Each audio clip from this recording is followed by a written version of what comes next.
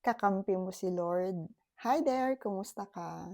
Feeling mo ba nagawa mo ng lahat, pero parang wala namang nangyayari? Feeling mo talunan ka pa rin at napagod ka na. Today, I'd like to encourage you. Kakampi mo si Lord. Heaven is backing you up. Huwag ka lang susuko. Huwag ka lang bibigay. Alam mo, madalas sinasabi natin palagi na, "Laban lang self, kaya mo 'to."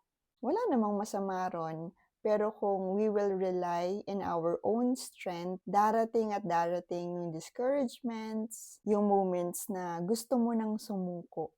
Lalo na kapag hindi umaayon sa gusto natin yung sitwasyon. Kaya lately natutunan ko, instead of saying, "Kaya ko 'to," I always speak to the mountains in my life na napanalo na 'to ni Lord Jesus Christ sa cross. Kaya ni Lord 'to. May magagawa ang Diyos ko.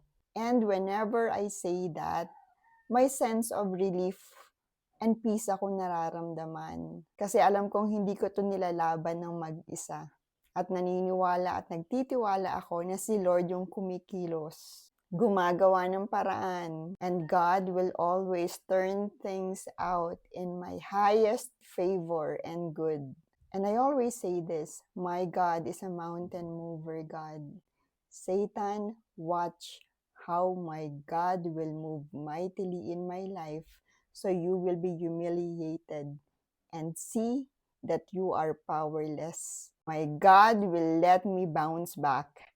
My God will restore everything I've lost. Kaya kapit lang tayo, dasal pa tayo. Kakampi mo si Lord. And if God is for you, who can be against you?